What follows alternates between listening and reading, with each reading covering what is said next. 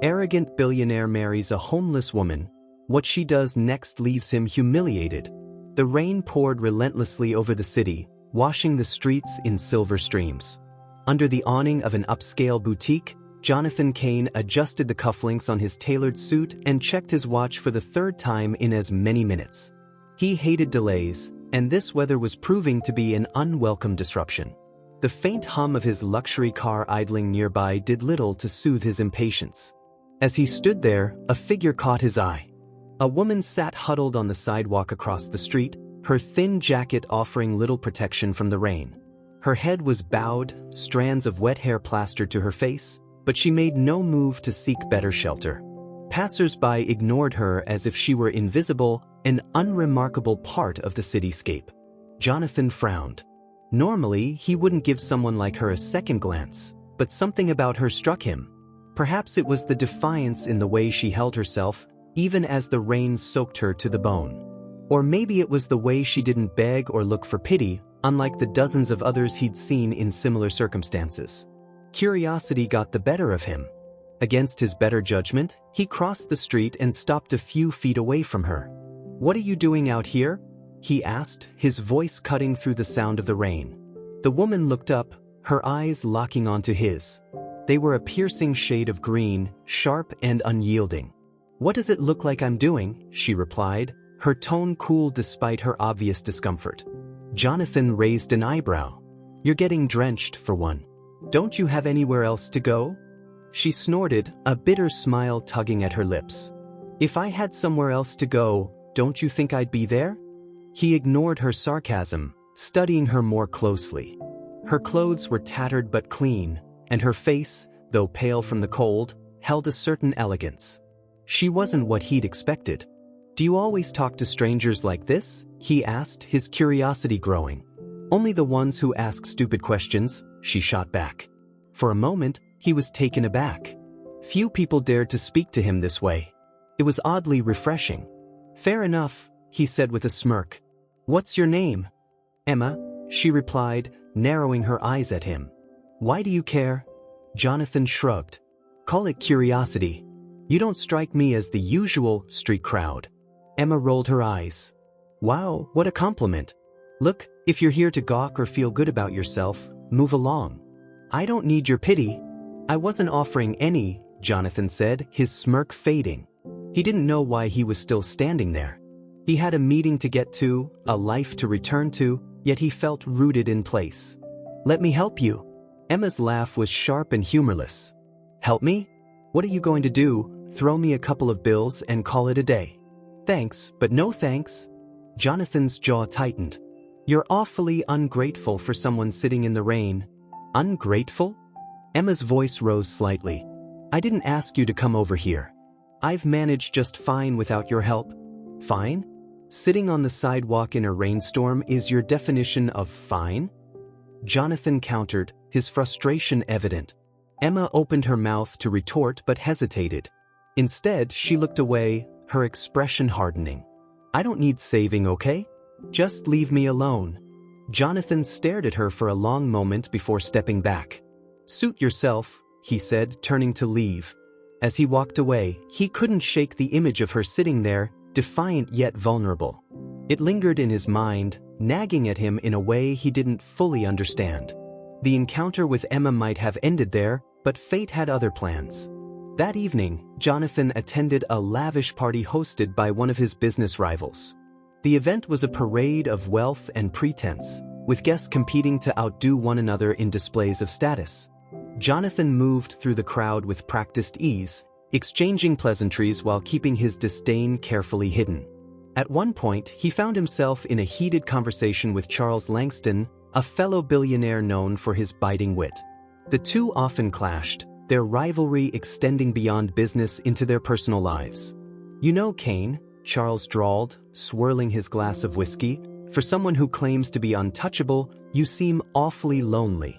No wife, no serious relationships, makes you wonder what's wrong with you." Jonathan's jaw clenched, but he kept his tone light. "Some of us prefer quality over quantity, Charles." "Not that you'd understand." Charles chuckled. "Oh, I understand perfectly. You're scared." Afraid of letting someone in, of being vulnerable. That's why you keep everyone at arm's length. Jonathan's gaze hardened. I don't have time for your amateur psychology. It's not psychology, it's fact, Charles said with a smirk. In fact, I'd bet you wouldn't last a month with someone real. Someone who isn't from our world. The words hung in the air, a challenge disguised as an observation. Jonathan knew Charles was trying to bait him, but his pride wouldn't let it slide. Is that so? Jonathan said, his voice cool. Care to put your money where your mouth is? Charles raised an eyebrow. What are you suggesting? Jonathan thought of Emma, of her sharp tongue and unyielding spirit. The idea formed before he could second-guess it. I could take anyone, absolutely anyone, and make them fit into our world. In fact, I'll prove it. A hush fell over the nearby guests, their interest piqued by the sudden tension. Charles leaned back, a sly grin spreading across his face. All right, Kane. Prove it? Jonathan smirked. I will. The next day, Jonathan returned to the spot where he had seen Emma. She was there again, sitting on the same bench with the same defiant posture. When she saw him approaching, her eyes narrowed. Back for round 2? She asked, her tone dry. I have a proposition for you, Jonathan said, ignoring her sarcasm. Emma crossed her arms. Let me guess, you want to help me again? Not exactly, he replied. I want you to marry me. Emma stared at him, her expression shifting from confusion to disbelief. Excuse me? You heard me, Jonathan said, his tone serious. I'll pay you handsomely. Enough to get you off the streets and rebuild your life. All you have to do is play along for a month. Emma's laugh was incredulous. You've got to be kidding me. I'm not, Jonathan said. Think about it. You'd have financial security, a roof over your head, and resources to help others like you. It's a win-win. And what do you get out of it? Emma asked, her eyes narrowing. Jonathan hesitated, then decided on a half-truth. Let's just say it's an experiment. Emma studied him for a long moment, weighing her options. Finally, she said, all right, but on one condition. Name it, Jonathan said. You don't get to treat me like a pawn in whatever game you're playing, Emma said firmly. If I'm going to do this, it's on my terms. Jonathan smirked. Deal. The arrangement was set, and just like that, Emma's life took a sharp turn. Within hours, she found herself in the back seat of Jonathan's luxury car, being driven to his penthouse. The plush leather interior felt foreign against her worn jacket, and she kept her arms crossed tightly, as if trying to shield herself from the overwhelming change. Jonathan, sitting beside her, scrolled through his phone, seemingly unfazed by the awkward silence. Emma stole a glance at him. He was every bit the image of arrogance, polished, composed, and distant. Yet, beneath the smug exterior, she sensed something else. Was it insecurity? Or maybe just the loneliness she'd seen in his eyes when he thought no one was looking? You're quiet, Jonathan said suddenly, not looking up from his phone. Just taking it all in, Emma replied, her tone sharp. Hard to process going from a park bench to whatever this is. Jonathan smirked. You'll get used to it? Emma bit back a retort. She'd agreed to this arrangement, but she wasn't about to let him think he owned her. The car pulled into the underground parking garage of Jonathan's building, and Emma followed him into a private elevator that whisked them up to the penthouse. When the doors opened, she was greeted by a sprawling space filled with sleek, modern furniture and floor-to-ceiling windows offering breathtaking views of the city. Welcome home, Jonathan said, gesturing grandly. Emma stepped inside cautiously, her sneakers squeaking against the polished floors. This isn't a home, she muttered. It's a museum. Jonathan ignored her comment and motioned toward a door down the hall. Your room is down there. Make yourself comfortable. We'll start your transformation tomorrow. Emma shot him a glare. I'm not some project you can't fix. Jonathan rolled his eyes. Call it whatever you want. Just be ready at 8. The next morning, Emma was thrust into a whirlwind of activities. A personal stylist arrived with racks of designer clothes, followed by a makeup artist and a hairdresser. Emma resisted at first, but Jonathan's calm yet firm insistence wore her down. This is ridiculous, she grumbled as the stylist measured her for alterations. You agreed to this, Jonathan reminded her. If we're going to do this, we do it right. Emma scowled but stayed silent. As much as she hated to admit it, she was curious to see what they'd turn her into. By the time the team was finished, she barely recognized herself. Gone were her oversized jacket and scuffed sneakers, replaced by a tailored dress and heels that made her feel like she was walking on stilts. Her hair, once hidden under a beanie, now cascaded in soft waves, and her face was subtly yet expertly enhanced. "Well?" Jonathan asked, his arms crossed as he appraised her. Emma crossed her arms, mirroring his stance. "I feel like a Barbie doll." Jonathan smirked. "You look the part. That's all that matters." Emma rolled her eyes but couldn't help glancing at her reflection again. She hated to admit it, but she did look different. Stronger, even. The first event in their arrangement was a high-profile charity gala. Jonathan had briefed her on the way there, rattling off names of important people and instructing her on how to behave. Emma tuned him out after a while, her nerves growing with each passing minute. When they arrived, the room fell silent. All eyes turned toward them as they entered, and Emma felt the weight of their stares. Whispers rippled through the crowd, no doubt fueled by Jonathan's reputation and the mystery of who she was. "Stay close," Jonathan muttered, his hand resting lightly on her back.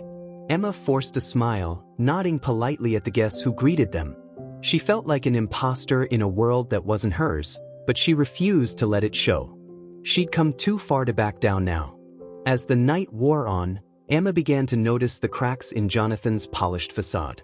He was charming and confident on the surface, but there was an edge to him, an undercurrent of tension that even his practiced smiles couldn't hide. At one point, she overheard him talking to a group of men near the bar. "This is just temporary," he said, his voice dripping with casual arrogance. "I'm proving a point. That's all." Emma froze, her stomach twisting. So this was how he saw her, a tool in his petty game. She turned and walked away, needing air. Out on the balcony, the cool night breeze calmed her racing thoughts. She clenched her fists, angry at herself for letting him get under her skin. "Everything all right?" a voice said behind her. Emma turned to see Clara, Jonathan's assistant, stepping onto the balcony. Clara was poised and polished, her smile as sharp as the diamond necklace around her neck. "Just needed a break," Emma said, her tone guarded. Clara leaned against the railing, her gaze piercing. "You know, you're quite the enigma. No one knows where you came from or why Jonathan brought you here." Emma shrugged. "Maybe it's none of their business?" Clara chuckled. "Fair enough. But if I were you, I'd be careful. Jonathan has a way of discarding things once he's done with them." Emma stiffened, her instincts telling her Clara wasn't just making idle conversation. "Thanks for the advice," Emma said coolly, turning to leave. "But I can take care of myself." That night, as she lay in the oversized bed of her guest room, Emma replayed the events of the evening. Jonathan's words, Clara's warning, it all pointed to one thing. She was a pawn in a game she didn't fully understand. But if Jonathan thought he could control her, he was wrong. Emma sat up, her resolve hardening. She might have agreed to this arrangement, but she wouldn't let it define her. If Jonathan wanted to play games, she'd show him that she was more than capable of playing too. The days that followed were a flurry of carefully orchestrated appearances and events. Jonathan guided Emma through his world like a chess player moving a pawn, every step calculated and deliberate. She endured endless social gatherings, introductions to his business associates, and even impromptu photo ops designed to sell the narrative of their unlikely union. To the public, she was an enigmatic Cinderella figure, plucked from obscurity by a man who seemingly had everything. But behind closed doors, the tension between Emma and Jonathan simmered like a pot about to boil over. One afternoon, they attended a business luncheon at a five-star hotel. Emma sat beside Jonathan, dressed impeccably in a tailored suit he had chosen for her. The table was crowded with executives, all eager to impress Jonathan and size up the woman who had so suddenly entered his life. "Emma," one of the women said, leaning forward with a polite but pointed smile. "Jonathan mentioned you have a unique background. What were you doing before you met him?" Emma hesitated, her instincts screaming that this was a trap. She glanced at Jonathan, whose expression betrayed no concern, as if he were daring her to answer. "I was finding my way," Emma said finally, her tone even. "Life doesn't always follow a straight path." The woman raised an eyebrow, clearly unsatisfied with the vague response. "And what brought you to Jonathan?" Emma smiled, her confidence growing. "Sometimes, paths cross for reasons you don't expect. But I suppose Jonathan saw something in me that others overlooked." The subtle dig wasn't lost on anyone at the table. Jonathan smirked, clearly amused, but the tension was palpable. Emma's words had struck a nerve, and she knew it. Later that evening, Jonathan confronted her in the car. "That was bold," he said, his tone somewhere between admiration and irritation. Emma shrugged. "You put me in that position. I wasn't about to let them pick me apart." "You handled it well," Jonathan admitted. "But you need to remember that perception is everything in this world. One wrong move and it all falls apart." Emma turned to him, her eyes blazing. "Your world, Jonathan. Not mine. Don't forget that." Jonathan fell silent, the weight of her words sinking in. For all his control, he couldn't deny that Emma had a way of standing her ground that unnerved him. As the weeks went on, Emma began to see cracks in the carefully curated image Jonathan projected to the world. She noticed the late-night phone calls, the moments when his charm slipped, revealing a man weighed down by pressures he never spoke of. One night, unable to sleep, she wandered into the penthouse living room and found him sitting alone, a glass of whiskey in his hand. The city lights reflected in the glass walls, casting a faint glow over his features. "Can't sleep?" she asked, her voice soft. Jonathan looked up, surprised to see her. "Something like that?" Emma sat down across from him, studying him carefully. "You don't have to keep up the act, you know." "What act?" Jonathan asked, though his tone lacked its usual edge. "The one where you pretend you have it all figured out," Emma said. "I've seen enough to know you don't." Jonathan chuckled, though there was no humor in it. "You're observant. I'll give you that." Emma leaned back, crossing her arms. "It's not hard when you're surrounded by people who want something from you. Must get lonely." Jonathan didn't respond right away.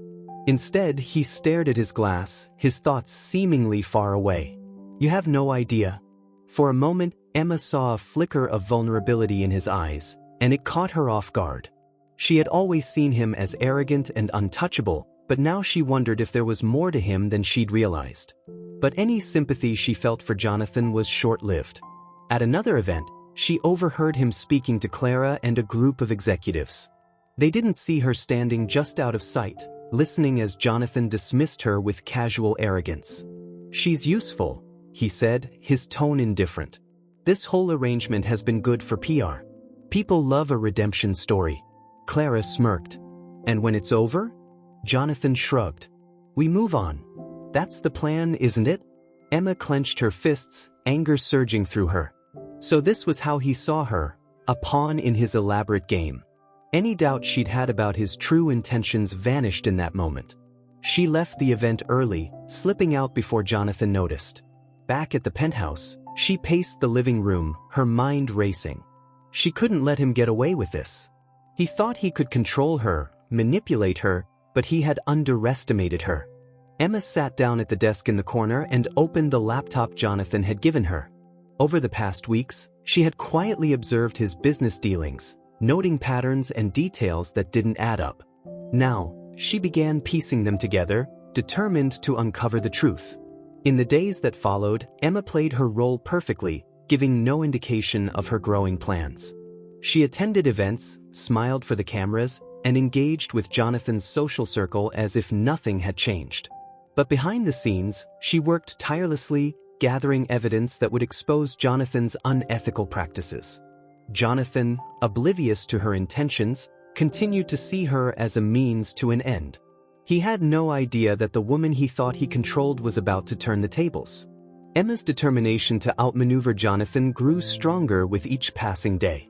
Her evenings were now spent meticulously combing through files and documents she had discreetly accessed from his laptop, piecing together a pattern of questionable business practices. She knew she couldn't confront him outright, not yet. Timing was everything, and she intended to use his arrogance against him. One morning, as Jonathan prepared for another high-profile board meeting, Emma casually joined him at the breakfast table. Dressed in a simple yet elegant outfit, she radiated a confidence that hadn't been there before. "You're up early," Jonathan said, glancing at her over his coffee cup. Emma shrugged, her expression unreadable. "Thought I'd see what your mornings are like. After all, I'm supposed to be part of your life, right?" Jonathan chuckled, though there was a hint of suspicion in his tone. "Well, you're welcome to join me. Although I doubt board meetings are your thing." Emma smirked. "You'd be surprised." Jonathan raised an eyebrow but didn't press further. Instead, he motioned for her to follow him. "Come on then. Let's see how you handle the sharks." The meeting was held in one of the sleek conference rooms at Jonathan's headquarters, the walls lined with screens displaying financial projections and strategic plans. As the executives filed in, they exchanged curious glances at Emma's presence but said nothing. Jonathan introduced her briefly, framing her as his personal inspiration, a comment that earned polite chuckles. Emma sat quietly at first, observing the dynamics in the room. Jonathan commanded attention effortlessly, his voice firm and his demeanor unwavering. But beneath the surface, she saw the cracks, subtle hesitations, the occasional sidelong glance from his team. It was clear that not everyone in the room trusted him as much as they pretended to. During a discussion about a controversial merger, one executive raised concerns about the ethical implications. Jonathan dismissed them with a wave of his hand, his tone sharp. "We're here to make profits, not play moral watchdogs." Emma couldn't help but interject. "But don't profits come easier when your brand isn't tarnished by scandal?" The room fell silent, all eyes turning to her. Jonathan's jaw tightened, though he quickly recovered. "That's an interesting perspective," he said smoothly. "But leave the business decisions to the professionals." Emma smiled sweetly. "Of course. Just thought it was worth mentioning." The tension lingered even after the meeting resumed.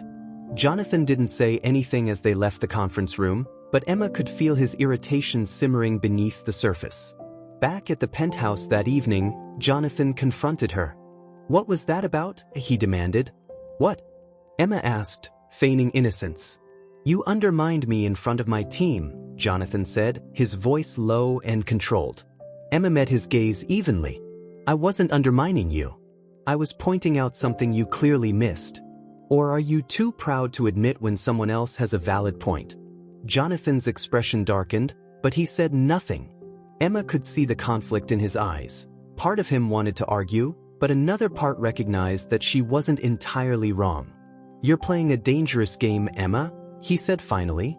Emma smiled, her confidence unwavering. "So are you." As the days went on, Emma's resolve only strengthened. She continued to play her part in Jonathan's public life, all the while gathering more ammunition for her plan. She knew she was walking a fine line, but she also knew that Jonathan's arrogance would be his downfall. Her breakthrough came one evening when she stumbled upon an email chain detailing a major acquisition Jonathan had orchestrated. The deal, while lucrative, was built on exploiting loopholes that bordered on illegal. It was the leverage she needed to expose him, not just to the public, but to his own team. Emma carefully compiled the evidence, storing it on a secure drive. She wasn't ready to use it yet, but knowing she had the upper hand gave her a newfound sense of control. For the first time since entering Jonathan's world, she felt like she wasn't just surviving, she was winning. Meanwhile, Jonathan began to notice subtle changes in Emma. She was no longer the hesitant outsider he'd brought into his life. Her confidence, her sharp wit, her ability to hold her own in any situation, it all unsettled him in ways he couldn't quite explain. One evening, as they attended a charity event, Jonathan found himself watching her from across the room. She moved effortlessly through the crowd, her conversations drawing genuine interest and admiration. For a moment, he felt a pang of something he couldn't name. Was it jealousy? Or was it the realization that he might have underestimated her? As the night wore on, Jonathan couldn't shake the feeling that Emma was no longer the pawn he'd once seen her as. She was becoming something else entirely, someone he couldn't control, someone who challenged him in ways no one else ever had. And for the first time in his life, Jonathan Kane felt fear. Jonathan couldn't sleep that night. He sat alone in his study, the dim light of his desk lamp illuminating stacks of papers and a half-empty glass of whiskey. His thoughts kept circling back to Emma. Her confidence, her defiance, the way she seemed to see straight through him. He had brought her into his world as part of a game, a way to prove a point, but now he wasn't so sure who was playing whom. He pulled out his phone and scrolled through the pictures from the charity event earlier that evening. There she was, smiling warmly, her green eyes sparkling as she spoke to a group of guests. She didn't look out of place, she looked like she belonged. And that unsettled him more than anything. Emma, meanwhile, was awake in her room, finalizing the last details of her plan. The evidence she had gathered was damning enough to shake Jonathan's empire to its core, but she wasn't aiming for his destruction. No, she wanted something more profound. She wanted him to see the truth about himself and the world he had built. A world where people like her were disposable, where power and wealth were weapons rather than tools for good. Her thoughts were interrupted by a soft knock at her door. She hesitated before opening it to find Jonathan standing there, his expression uncharacteristically vulnerable. "Can we talk?" he asked. Emma stepped aside, letting him in. He looked around the room, his gaze lingering on the sketchpad on her desk. She had taken up drawing again, a small act of reclaiming a part of herself. "What's on your mind?" she asked, crossing her arms. Jonathan sat down on the edge of the bed, running a hand through his hair. "I've been thinking about us. About this whole arrangement." Emma raised an eyebrow. "And? I don't know what I was expecting when I proposed this," he admitted. "But I didn't think you'd change the way you have. Or that you'd change me." Emma leaned against the wall, studying him carefully. "Do you even hear yourself? This isn't about me, Jonathan. It's about you. You brought me here to prove a point, to show off your power. And now that I'm not playing by your rules, you don't know what to do." Jonathan's jaw tightened, but he didn't argue. Instead, he looked down at his hands. "Maybe you're right." "Of course I'm right," Emma said, her tone softening slightly. "But the real question is, what are you going to do about it?" The conversation lingered in Jonathan's mind for days. He found himself questioning everything. His decisions, his relationships, the empire he had built. For the first time in years, he felt unsure of himself, and that uncertainty was both terrifying and liberating. Emma noticed the change in him. He became quieter, more introspective, and less dismissive of her opinions. He even began asking her for input on his business decisions, though she suspected it was as much about seeking her approval as it was about valuing her perspective. But Emma wasn't ready to let her guard down. She had seen this kind of behavior before, powerful men pretending to change when their control was threatened. She needed more than words. She needed proof. The opportunity came sooner than she expected. Clara, sensing that Emma was gaining influence over Jonathan, began working behind the scenes to undermine her. One evening, Emma overheard Clara speaking to a journalist at a gala, feeding them a carefully crafted story about Emma's past and her supposed motives for being with Jonathan. Emma didn't confront Clara directly. Instead, she recorded the conversation on her phone and waited. The next morning, she presented the recording to Jonathan. "This is what your loyal assistant thinks of me," she said, playing the audio. Jonathan's face darkened as he listened. When the recording ended, he looked at Emma, his expression unreadable. "Why didn't you tell me sooner?" "Because I wanted to see how you'd handle it," Emma said simply. "Clara's not the problem, Jonathan. She's just a symptom of the world you've built. If you want things to change, it starts with you." Jonathan didn't respond right away. Instead, he stood and walked to the window, staring out at the city below. "You're right," he said finally. "I've let people like Clara run unchecked for too long. That ends now." True to his word, Jonathan confronted Clara, severing ties with her and issuing a public statement condemning her actions. The move sent shockwaves through his inner circle, signaling a shift in his approach to business and personal relationships. Emma watched it all unfold with a mixture of satisfaction and skepticism. Jonathan was making changes, but she knew it would take more than a single act of contrition to undo years of arrogance and entitlement. The breaking point came when Jonathan invited Emma to join him at a board meeting. This time, instead of sitting silently, he asked her to present her ideas for a community initiative, a project aimed at providing housing and job training for homeless individuals. Emma was hesitant at first, unsure if the gesture was genuine. But as she stood before the board, outlining her vision, she realized that Jonathan wasn't just putting on a show. He was listening, supporting her, and giving her the platform to make a real impact. When the meeting ended, Jonathan pulled her aside. "Thank you," he said, "for pushing me to be better." Emma smiled, though her guard remained up. "Don't thank me yet. This is just the beginning." The weeks that followed marked a period of profound transformation for Jonathan and Emma. Their partnership began to shift from one of convenience to one of mutual respect. Jonathan, once arrogant and dismissive, seemed genuinely invested in Emma's ideas. Together, they worked on the community initiative, with Emma leading the charge and Jonathan leveraging his influence to bring in funding and support. But not everyone in Jonathan's world embraced the changes. His board members, many of whom had profited from his previous cutthroat methods, voiced concerns about the shift in priorities. At one particularly tense meeting, one of the senior members, Victor Caldwell, openly challenged him. "This community initiative is a waste of resources," Victor said, his tone sharp. "Our focus should be on growth and profitability, not on pet projects." Jonathan leaned back in his chair, his expression calm but firm. "Growth and profitability mean nothing if we're operating without integrity. This isn't a pet project. It's a necessary step toward building a legacy I can actually be proud of." Victor scoffed. "Since when did you care about legacy?" "Since I realized I was building the wrong one," Jonathan replied, glancing briefly at Emma, who sat quietly beside him. The room fell silent, Victor's challenge effectively neutralized. For the first time, Emma saw a glimpse of the leader Jonathan could become. A man willing to stand up for something greater than himself.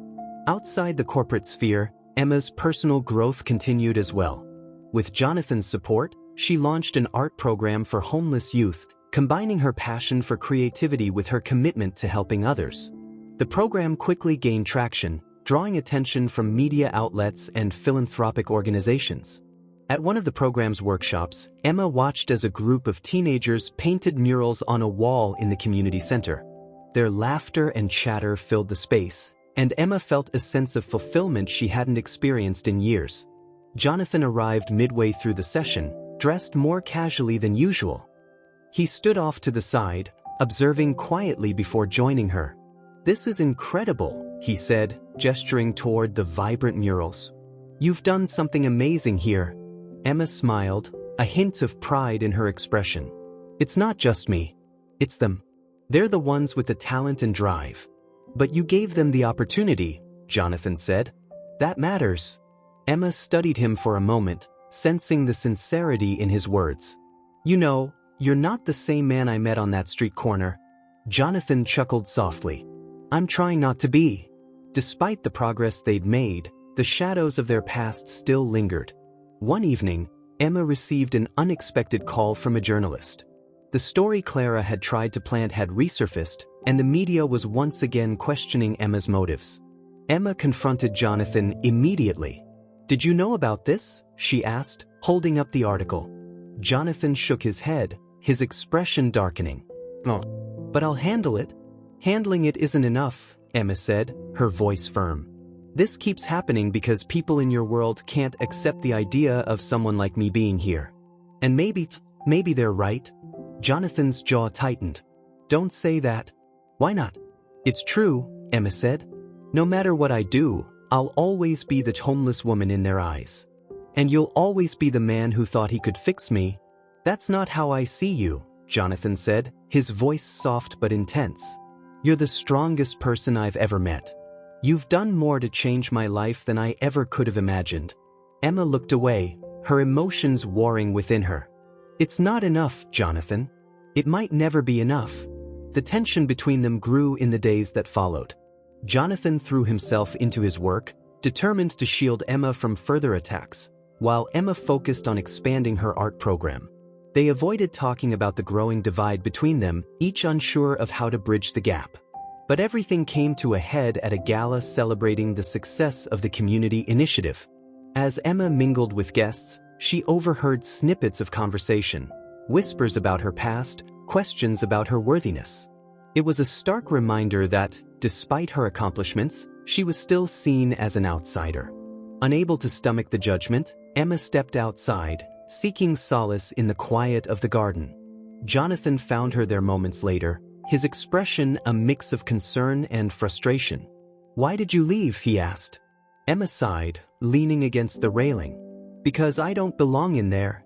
Jonathan stepped closer, his voice steady. "You belong wherever you want to be, Emma. Don't let their opinions define you." "It's not just about them," Emma said, her voice trembling. "It's about me. I don't know if I can keep doing this." Jonathan reached for her hand, his grip firm but gentle. "Then let's stop pretending. Let's show them the truth. You're not some project or charity case. You're Emma. You're the woman who changed my life, the woman who taught me what it means to care about something real." Emma looked at him, her eyes searching his. "And what about you? Are you ready to be that man all the time? Not just when it's convenient?" Jonathan's expression softened. "I don't know, but I want to try. For us." For a long moment, they stood in silence, the weight of their shared journey pressing down on them. Finally, Emma nodded. "All right, let's try." The gala ended with a public speech by Jonathan, in which he praised Emma not as a project but as a partner and an inspiration. It was a bold move, one that drew mixed reactions from the audience, but it marked a turning point in their relationship. For the first time, they faced the world together, not as an arrogant billionaire and a homeless woman, but as two people determined to create something meaningful out of their unlikely connection.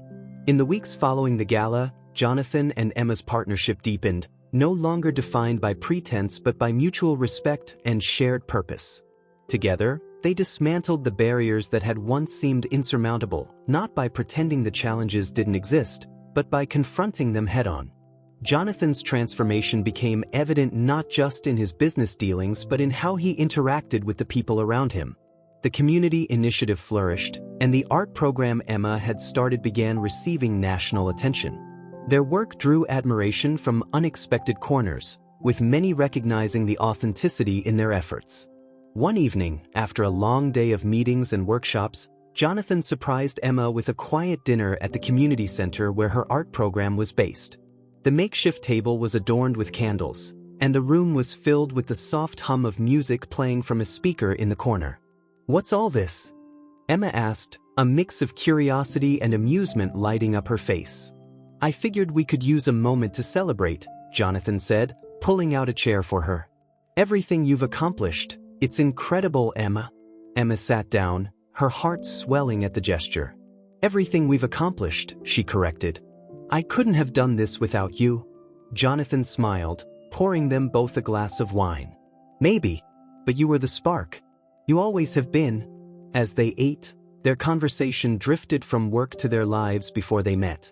For the first time, Jonathan opened up about his childhood, the pressure of growing up in a family that valued success over happiness, the loneliness that came with constantly trying to prove himself. "I thought having more money, more power, would fill the void," he admitted. "But it didn't. If anything, it made it worse." Emma reached across the table, taking his hand. "It's never about what you have, Jonathan. It's about what you give." He looked at her, his expression soft. "You've taught me that." Their relationship continued to grow, but the lingering shadow of their past still loomed.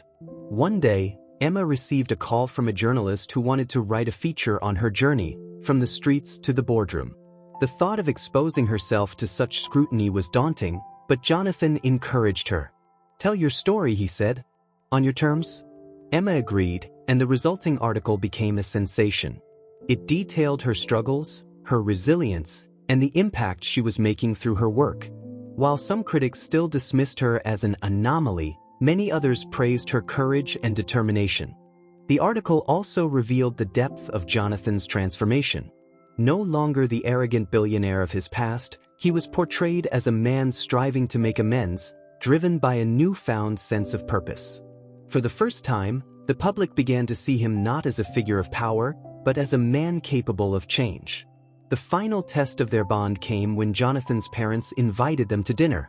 Emma hesitated, unsure if she was ready to face the judgment she knew awaited her. But Jonathan insisted. We'll face them together, he said. Like we always do. The dinner was tense, with Jonathan's mother, Margaret, maintaining a frosty demeanor while his father, Gerald, remained polite but distant. Emma held her own, refusing to let their thinly veiled condescension affect her. She spoke passionately about her work and the community initiatives she and Jonathan were building. By the end of the evening, Gerald surprised them all by standing and raising his glass. "I'll admit, I had my doubts about this arrangement," he said. "But I see now that I was wrong. Emma, you've brought out a side of my son I never thought I'd see. For that, you have my respect." Margaret, though less effusive, nodded in reluctant agreement. "Perhaps we underestimated you," she said. "I hope you'll forgive us for that." Emma smiled, her confidence unwavering. "Thank you. I'm glad we could have this conversation." Months later, Jonathan and Emma stood on the stage at the opening of a new community center, funded by their joint efforts. The building was a beacon of hope, offering housing, job training, and art programs for those in need. As the crowd applauded, Jonathan turned to Emma. "You've changed my life in ways I didn't think possible," he said softly. "Thank you for believing in me, even when I didn't deserve it." Emma smiled, her eyes shining. "You've earned it, Jonathan. You've proven that change is possible, for both of us." He took her hand, their fingers entwining. "Then let's keep building something worth believing in." The audience cheered as they cut the ribbon, marking the beginning of a new chapter, not just for the center, but for their lives. As they walked away from the stage, hand in hand, Jonathan looked at Emma and said, "I never thought I'd say this, but losing control was the best thing that ever happened to me." Emma laughed, her voice filled with warmth. "That's because you didn't lose control, Jonathan. You found something better."